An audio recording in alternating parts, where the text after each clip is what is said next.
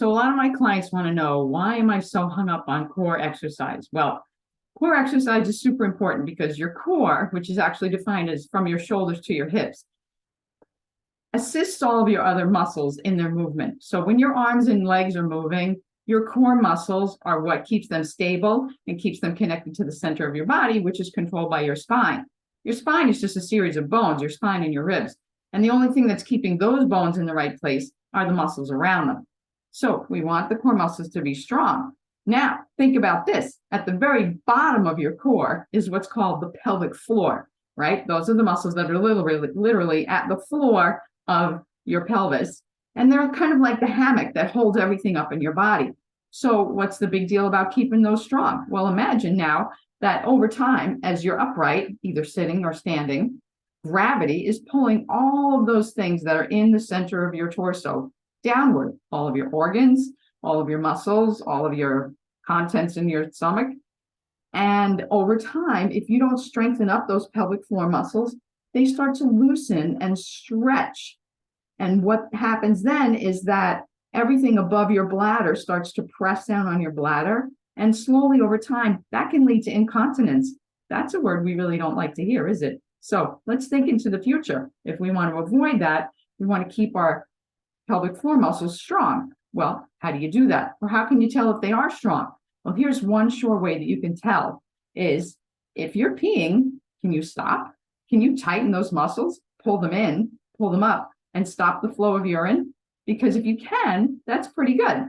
But if you can't, then you need a little work. But you can always work on it anyway. Even if you can stop the flow of urine, you can always strengthen them more. So let's picture this, and I'm going to prove to you that your pelvic floor muscles do get involved in the movement of your arms and legs. Because if you sit in a chair and pull your pelvic floor muscles in and your belly button in, which is your low, deep abdominal muscles. So think about you're peeing. You want to stop the pee, pull those muscles in, pull your belly button in, right? Now these muscles are tight. Now pick one leg up and hold it there. And just try to pull your belly button and all those muscles interact. You see how this knee wants to go up and down when I do that? And I'm just not doing that. You can do it yourself and prove this to yourself.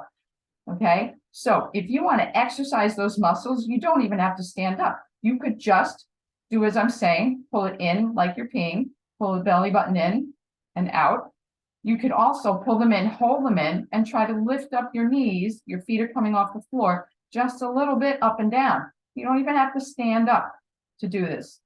But you could stand up to do this, keeping your hands right here on your belly button and just pulling it in and out. And you should be able to see it move in and out. I'm not moving my hands here. I'm moving my belly in. I'm not sticking my booty out.